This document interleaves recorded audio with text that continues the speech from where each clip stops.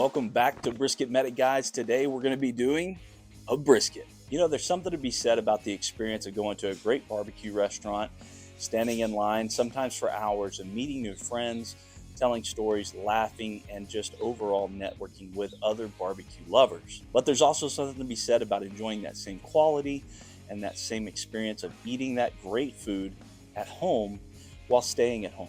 You got a lot of things to do. We're all really busy today, and sometimes we just want to stay at home, chill with our family, kick back on the porch, and just enjoy a true day off. So today I'm going to be going through how you can make a Texas Top 50 quality brisket at home at your own time and leisure. Come on, let's jump in. I got a giant slab of meat waiting for you.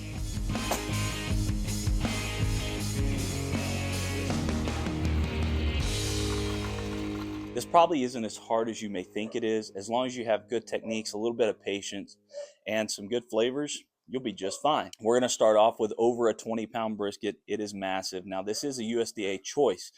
That is something that I think is going to be great for everybody. It's affordable. You don't have to get a prime. You don't have to get a Wagyu to get an amazing, juicy brisket. Just take these tips in mind. With our trim up, we're just going to hit that hard fat. We're going to take off a little bit of that silver skin, and we're going to shape it off. We don't want to leave a huge fat cap, but we don't want to take all the fat cap off either. So let's jump in and do some trimming. Thing is massive. USDA choice. I got this on sale. They're actually selling select briskets, and I found this one stuck in the bin. Fairly large brisket. We're going to get a lot of meat off of this. We are going to have quite a bit of trimming. We're going to save some of this fat though. So let's start off. Selecting the brisket at the store is probably your number one step in finding a decent brisket. Again, when you can find a choice, get it. But also pay attention to the marbling. And I'll show you a little bit better once we get it out of the cryo vac. You see a little bit that we're going to cut off already. See that striation and marbling? That's exactly what we want on this flat side. The other thing we're going to look for is evenness and size. While it's pretty thin over here, it's still even in size. And I noticed that fat cap isn't just massive on one side or the other. So when we trim this off over here to give us a good chunk so this doesn't dry out, we're going to have an even sized brisket. Those are some things you really want to look for. So let's get in. Let's start chopping. Have a good sharp knife. I probably need to sharpen this one pretty soon, but since this is already cut, we're just going to follow it to this kernel of fat here and work our way around it. Now, I don't like to dig in to chase fat. I think that can be dangerous and wasteful, but there's this big old hard kernel of fat, and it's harder than normal because I did just pull this out of the fridge. I like to keep my briskets nice and cold while trimming. Makes it much, much easier. Not necessarily frozen, but cold is definitely the big point.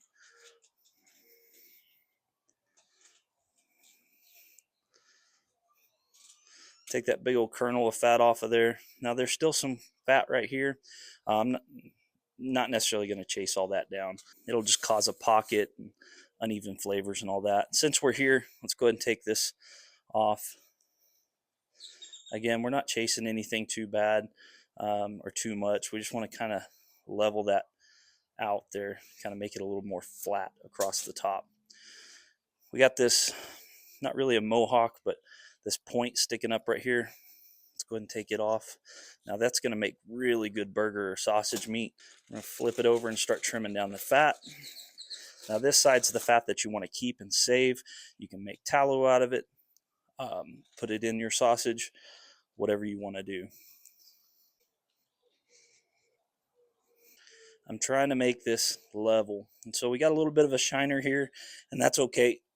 Okay on the point side. You really want to avoid that on the flat side. Got a little bit of allergies this morning or something. Then we're coming up to the mohawk. You're going to obviously cut that off. These make really good burn ends. If it was bigger, this particular cow didn't have that large of a mohawk. So, and again, we're not necessarily looking to trim off all the fat. We really want to keep a lot of fat on that side, but I just want it flat over here. So I think that's about all we're going to take off on the point side. We'll get some of this loose stuff off the edges. I like to trim just a hair off the edge before we shape it, just so I know what we're working with. So looky there, we got about a 1/4 inch of fat across here that I can see. So I'm pretty much going to leave all this alone. I might take a little bit of this high spot down. So on this side here, you can see that fat travels all the way around the edge. So let's go ahead and square it off and see what we're looking at underneath there.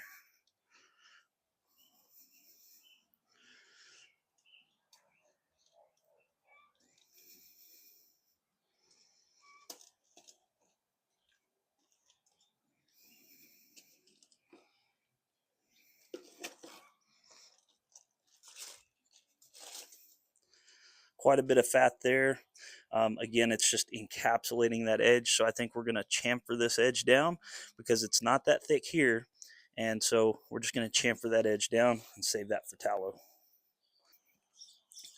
And we're just going to shape this off. There's a lot of airflow that happens in these master builds.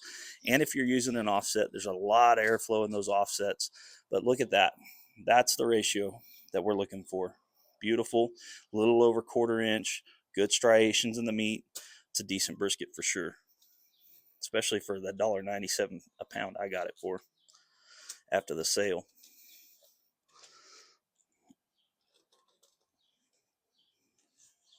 Pretty on this side. Let's flip her over. Take a look. A little high right here. We're just going to shave that down a hair. Not too bad. So we're going with as least waste as possible. And that's how these barbecue restaurants are running too. They don't want a ton of waste because, well, they throw it away, they can't sell it. And so we want to go as least waste as possible. Not necessarily chasing this down, we're just taking some off the side.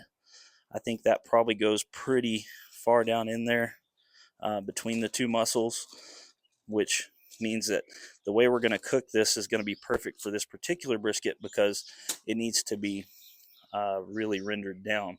And with it being in between those two muscles, that rendering is going to help it stay moist. Yes, moist. A little bit of a ridge here I don't really like. This is going to be the bottom because we're going to go fat side up. But yeah, I think that's about it. Simple trim up. We don't want to overcomplicate the trim up at all. Doesn't have a ton of silver skin. It's got a good amount of saturation, so the fat is controlled. Man, it's still probably 17 pounds. I get take this sharp edge off of here. So I like to double look at everything. Sharp edge off of that mohawk.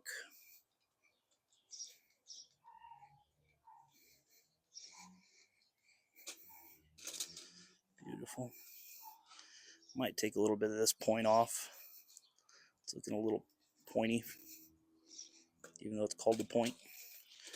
All right, a little foil there. All right, so I think that's it. If I keep jacking with this, I'll be trimming it forever because that's just my jam. So we're going to move on to seasoning it. So we're going to turn it over, and we're not going to do the fat side first. We're going to do the bottom side, the lean side. Super simple seasoning. Season all salt, coarse black pepper. We're going to hit that coarse black pepper first. We're going to rub this up just a little bit, get it a little bit tacky. Start throwing those coarse pepper flakes down. I really like this thick pepper, heavy pepper. Nice big kernels. I like it. I like it a lot.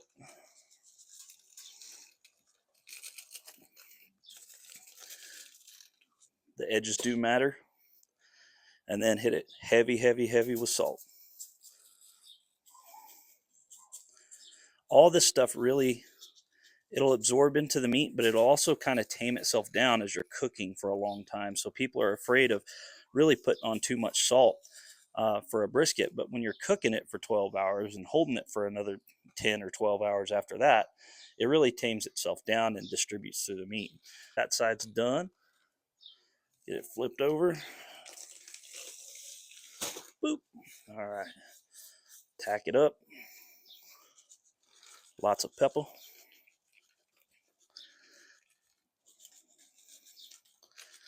And this side I'm going to season super heavy because it's got the fat cap on it. And we've got to really season to get that stuff in there. Lots of pepper. That's my preference. It's up to you if you like that or not. I know a lot of people don't, but I'm eating this sucker. I want it to be nice and peppery.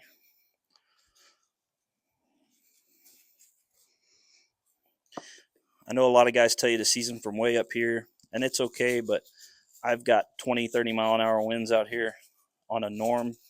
I can't always season that way, so I'm just used to seasoning closer when I'm outside. All right, so we got her seasoned up. We're going to let this sit here, and we're going to go crank up the fire. Shake out our firebox from the last cook. Make sure we get all the ashes out.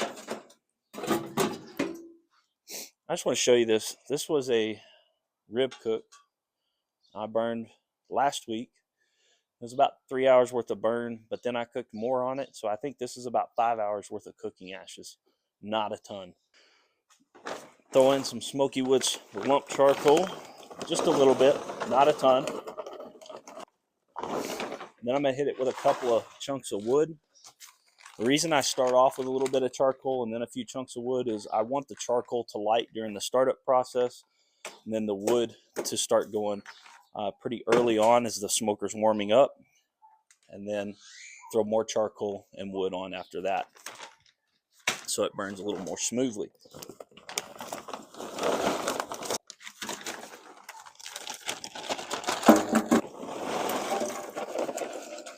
You can find Smoky Woods charcoal and wood chunks all over the nation online or at Ace Hardware's, or if you're in Lubbock, Texas, you can go over to Fire and Ice Outdoors and check them out. Great people, great place, super good location, and very helpful.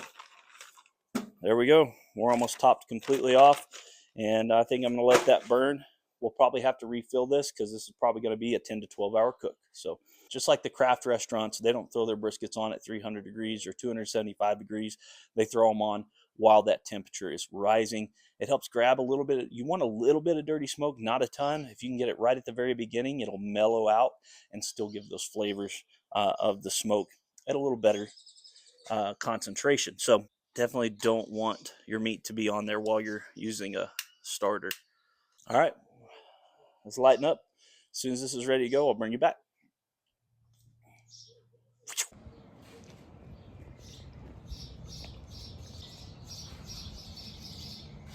I can see our fire is going, so we're going to pull our slides. We're going to hang them. We're going to come over here, turn this sucker on.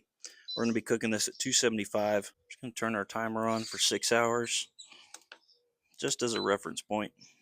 Close her down.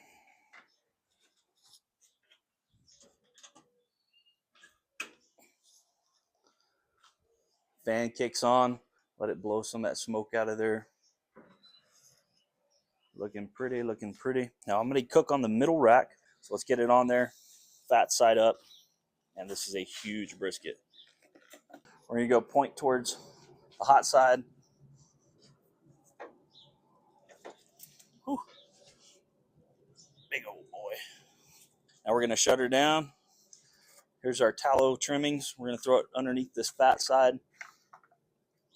We're going to render down some tallow. I may put another pan under there with some water just to keep the moisture up. We'll check on it in about 3 hours.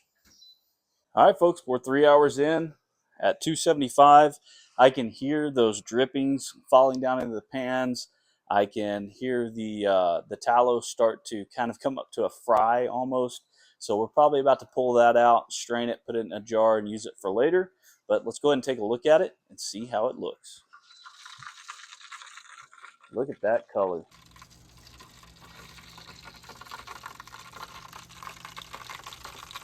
Absolute beautiful golden rendering color on our fat here. It is dripping down. I can see all the drippings on top of the water there in the oil pan, and these are rendering nicely. That is super golden. It's got a lot of smoke in it.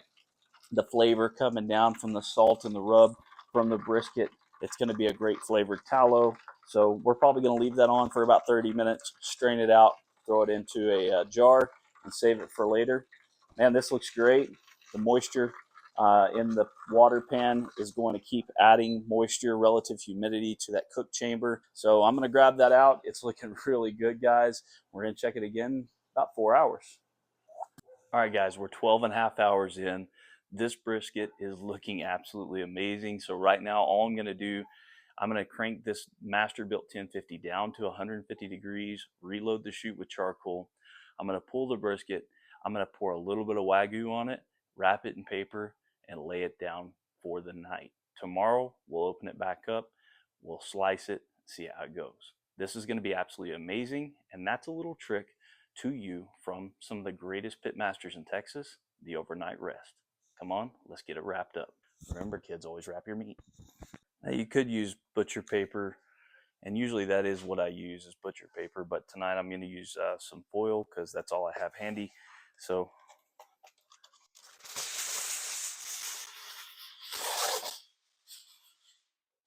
two big old sheets of it. I'm sure that's a wonderful sound for y'all.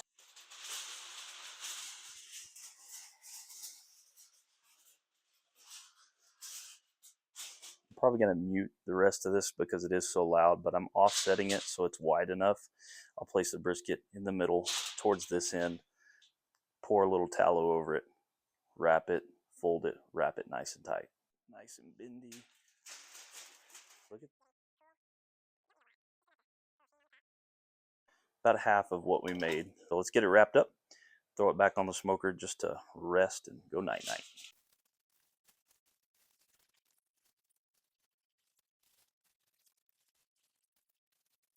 Welcome back, guys. This brisket's been holding for 12 hours.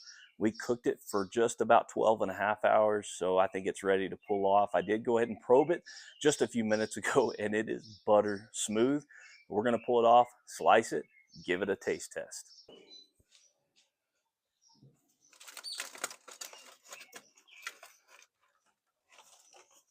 Nice and warm. Let's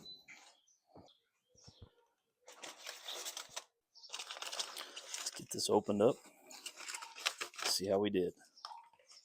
Look at that gorgeous bark. I hope that camera's adjusting to this lighting. Got tallow dripping everywhere. Look at that beautiful, beautiful bark. Nice jiggle to it. She just looks amazing. All right, our trusty Rhineland cutlery, chef's knife we're gonna use to slice right down the middle. Get that money shot. Oh, falls right. I need to get some more cutting boards. It can't be good to keep cutting on foil. Oh yeah, baby. Look at that. Let's get us a slice. That's where that giant hunk of fat was, right through there. It rendered down for the most part, but not all the way. Just gonna cut us a nice thick chunk. I'm trying not to cut the foil with my knife because it's a good knife and it's nice and sharp, and I don't want to jack it up too much. Get all the way underneath it. So that's a nice thick cut. It's trying to separate there. Whoop. Yep, separating. Nice thick cut, still bending in half. Let's cut us off a piece off the end. Let's get a taste test.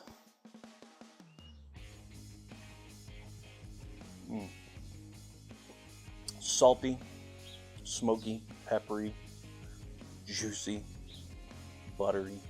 That's outstanding, guys. I'm telling you, this long hold method, $2.75 for about 45 minutes a pound. Salt, seasoned salt, black pepper, a little bit of tallow with the wrap. Hold it overnight. You're gonna get pitmaster results, Texas top 50 results at home without the wait or the cost. Now, don't get me wrong. I love going to barbecue restaurants. I love standing in line. I love talking to people, getting to know people, enjoying my time there. But sometimes when I want to sit at home, this is exactly how we do it. Enjoy your day, guys. This is Mother's Day, so all you mamas out there, happy Mother's Day. And I hope you drink more water, like, and subscribe.